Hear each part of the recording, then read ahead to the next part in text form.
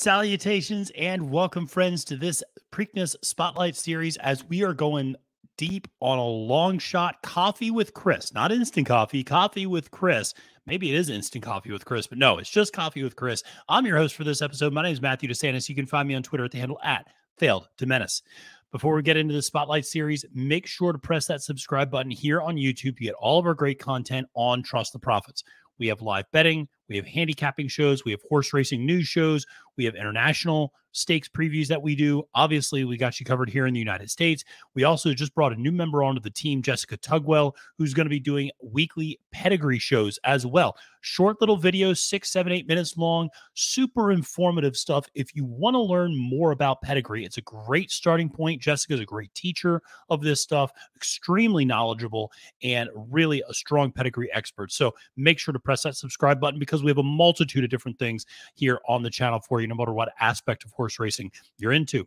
Additionally, make sure to like this video and comment below with, hey, do you think Coffee with Chris has a shot at this year's Preakness Stakes, 148th running of it? And that would be certainly a feel-good story for a horse that has made his home here in the Mid-Atlantic, just down the road at Laurel Park. But let's talk a little bit more about Coffee with Chris. And this is a horse that is kind of a late addition to the Preakness Stakes. He was actually entered in a stakes race at Monmouth on the Saturday before the Preakness on the 13th, scratched out of that race, and is going to be pointed towards the Preakness Stakes. A little bit surprising, especially when you start looking at the running lines. This is a horse that has not won a lot, has raced a lot, but has not won a lot. Last time out was not a great effort, but there was also a lot of horses that finished very, very close together in that particular race in the Tesio. And we'll talk a little bit more about this, but this is a big long shot here. I would imagine will probably be your biggest shot on the board. And I know some of you there in the comments, you know who you are. I know a few of you in the comments, you're going to be making arguments for this horse. I know it. I know that you're going to tell me about the stride mechanics of Coffee with Chris or some distant pedigree that you really love about this horse that makes you think he's going to be the one to beat come Saturday. And if so, congratulations to you because you're going to get a huge price on this horse. But let's talk a little bit more about Coffee with Chris and this pedigree. Obviously, John Salzman, a junior horse owned by his father, John Salzman Sr. And, listen, from a pedigree standpoint, there are some things that are intriguing. This is, second generation Curlin horse, right on Curlin, the sire from Curlin. Obviously, we've seen Good Magic being a very effective offspring of Curlin as a sire as well. So, listen, you got those Curlin running lines that you see with Mage, that you see with Blazing Sevens, that you see with a few other horses. So there's something to like there. Underneath is kind of fascinating. Andy Mack was a dirt sprinter. But if you go back to her dam, Molly was a turf marathoner in some instances. I mean, she did 1 mile and 3/8 on the turf in kind of allowance level competition, finished third. It was a very respectable horse in that regard, was mostly turf, but absolutely was more of a distance horse in that regard. So there is some distance back in Coffee with Chris's pedigree to suggest that he'll be able to get the distance, especially when you have Curlin up top. And like I said, some traces of distance underneath. You wonder how much that's really kind of been passed along. But again, it's a fascinating pedigree, one you would expect from kind of a typical Mid-Atlantic horse knocking around a little bit. The jockey here is fascinating. It's Daniel Centeno, who's been the jockey to this point. It'll be interesting to see whether or not Salzman Jr. sticks with Daniel for this particular mount.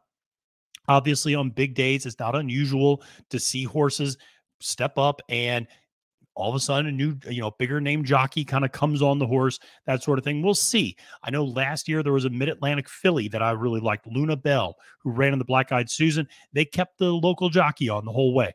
The horse ended up finishing last in the Black-Eyed Susan, but I respected that to give that young man an opportunity. Dennis Arujo gave him an opportunity to run in a really big spot.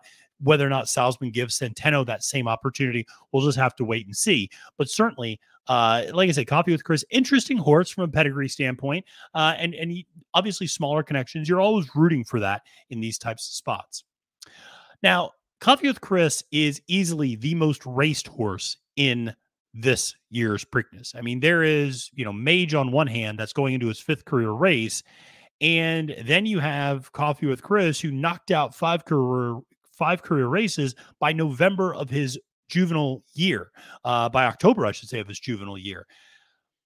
Listen, he starts his career at Laurel, finishes well back, then steps up into a maiden claiming race on 11 days rest and wins that race at Pimlico. Then goes to Colonial in the Hickory Tree Stakes in August, so off a 3-month layoff, and finishes 5th that day. Comes back on 3 weeks rest in an allowance optional claimer at Timonium, which for if you don't know where that is, just it's in Maryland. And that's the state fair. So that's when you have the Timonium State Fair. That's kind of a big thing here. And so you get the second place effort there at Timonium. Now, here's the thing.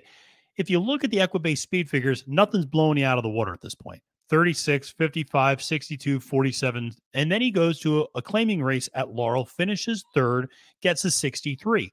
This is now where you see this progression. After this 5th race, he gets on a roll at Laurel. Goes and steps up into the James F. Lewis, the 3rd stakes, which is a black type stakes race.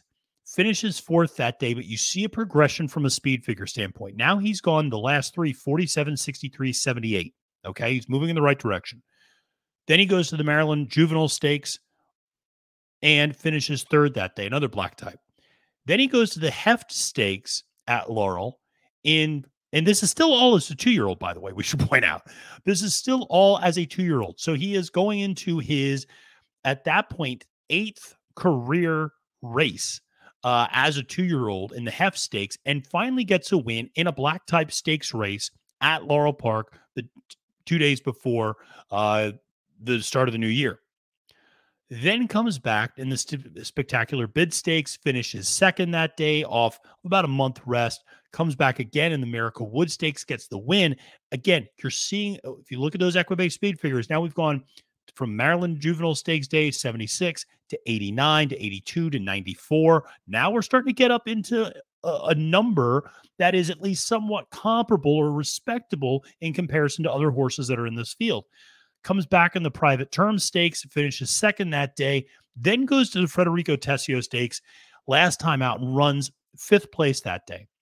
Now, there's a few things that have happened since that race that have come out of that race. One, there's another horse that won that race that's going to be in this field, Perform. Perform had a thrilling victory that day, over 90% Maddie. And that was, like I said, a dominant, not a dominant display, but just an amazing, amazing finish by Perform. It was really Perform 90% Maddie, then a couple of lengths, and then you really could throw a blanket over kind of 3rd through 6th place that day. So yes, in the running lines, it says he finishes 5th. He was probably a half length out of 3rd. Records a 94 Equibase speed figure again. That's his best at this point in his career, along with the effort he did in the Miracle Wood. Listen, here's the thing. Since that Federico Tesio, we've seen both 90% Maddie and the 3rd place horse, Summer Cause, come back and run. Summer Cause finished 6th in the Peter Pan Stakes at Belmont, which is a grade 3 race. Finished 6th, and it was a well-beaten 6th at that. Okay, was it top 2 were well clear of everybody else, but finished 6th in that race out of 9 horses. 90% Maddie, I believe, finished 2nd in a listed stakes race at Monmouth on Saturday. Actually, the same race Coffee with Chris was initially entered to run in and scratched out. Has the Federico Tesio come back strong? I don't know. It's come back okay. 90% Maddie hitting the board in another stakes race against, different, I would argue, higher level competition. Not a bad thing to see. Okay. But, Summer Cause didn't really do much at the grade 3 level. Now we're putting Coffee with Chris up into a grade 2 Preakness. We'll see. Again, it'll be interesting the type of trip he carves out. I've mentioned this multiple times on these different previews, but there's not a lot of pace in this Preakness. It is really going to be First Mission and National Treasure, and that's kind of it. So listen, Coffee with Chris has an opportunity. If Centeno wants to get aggressive with this horse and get this horse up in forwardly placed position, then now you're talking. I mean, that's kind of where you want to be on this track. And now it's just a matter of whether or not you're good enough and the track can hold you up well enough to sustain that run all the way until the end.